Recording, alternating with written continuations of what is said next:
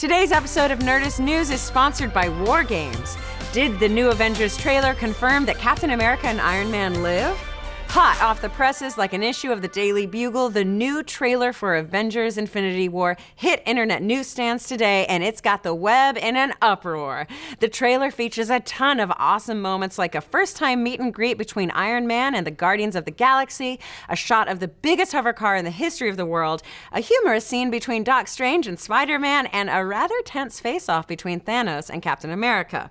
But we're more interested in what this trailer isn't showing us.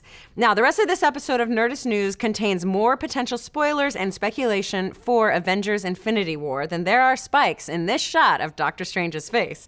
So if you want to see the next Marvel film clean, then you might want to pull a Hawkeye and retire from this episode. Just can't seem to miss.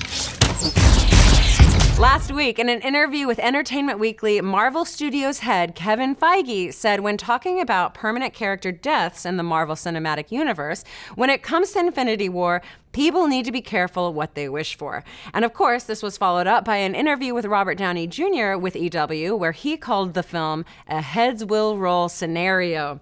Of course, fans everywhere have been speculating about who those deaths will be, and as we mentioned numerous times, along with the rest of the internet, Tony Stark and Steve Rogers are at the tip top of everyone's Infinity War death watch list. But did the new Avengers trailer prove that Cap and Iron Man survive the next film? Let's run down what we know.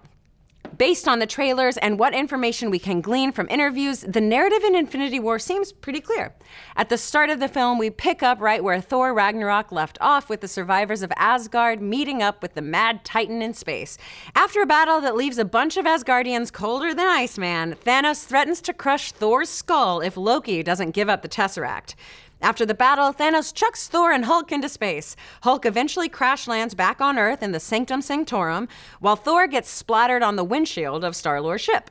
Hulk tells the Avengers on Earth about Thanos. The children of Thanos attack Earth in that weird ring ship and try but fail to pry the Mind Stone out of the Vision's head. Iron Man, Doc Strange, and Spider-Man give chase and duel it out on Thanos' orange homeworld of Titan, while Vision is brought to Wakanda, and Cap, T'Challa, and dozens of other heroes spend the entire third act of the film in the fictional African nation, having one of the most insane battles in cinema history in an effort to protect Vision's Infinity Stone from Thanos' Black Order. This third act Wakanda brawl was confirmed by the Russo brothers in an EW interview last week. So how could any of that Marvel word salad prove that Cap and Iron Man survived the film? To answer that question, let's look at some key pieces of evidence. The first is that a major part of the MCU has been the team-up turned rivalry between Captain America and Iron Man. After their epic blow-up in Captain America Civil War, Steve Rogers sent Tony Stark a cell phone with his number pre-programmed in the contacts, and a note that ended with, "If you need me, I'll be there." Basic storytelling dictates that we need to see their separation pay off in the MCU films, and with Iron Man spending much of the film fighting Thanos on Titan and Cap duking it out with the Black Order in Wakanda, we don't see a place in this film for that superhero bro hug to happen. Also, in all of the clips we've seen of the Wakanda battle that takes place near the end of the film, Steve is fighting with his Wakandan shield gauntlets and not his Captain America shield, and we as fans would be robbed of a great moment from the Infinity Gauntlet comic of Thanos smashing it if we don't see Iron Man emotionally give Cap his old red, white, and blue back. Another piece of evidence that hints at Iron Man and Cap's survival is the film's title. This film was originally called Infinity War Part 1, with the now untitled Avengers 4 presumably set to be Infinity War Part 2. However, Marvel dropped the Part 1 tagline in an effort to avoid the negative press received by franchises like The Hunger Games and Twilight when they split their finales. But it's very obvious Avengers 3 and Avengers 4 are narratively linked. With that in mind, Infinity War needs to end on a cliffhanger to set up Avengers 4, and whether it's Thanos snapping his fingers with a glove full of Infinity Stones or dozens of superheroes all crowding around a table at New York's biggest shawarma restaurant, we think Marvel is going to save the Iron Man Captain America reunion and probably their deaths at the hands of Thanos for the fourth Avengers film. Now, of course, this is heavy speculation, and as we've seen before, Marvel isn't above putting red herrings in their trailers to throw fans off their scent.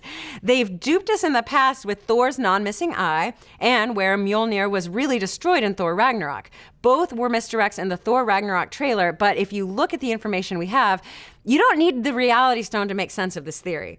But what do you folks think? Will Cap and Iron Man survive the events of Infinity War? Which Infinity War superhero team-up are you most excited about? And who's got the best beard in Infinity War? Chris, or Chris? Let's discuss. And thank you to War Games for sponsoring today's episode. War Games is a first-of-its-kind digital series where you affect the story. Wild, right? Clearly, we're living in the future because War Games is the show that watches you, tracking which characters and story threads most interest you to change the narrative as you go. The story changes each time you watch. If you can't wait to experience this interactive story for yourself, we've got a first look at episode 1 over on Nerdist.com, so head on over and check it out.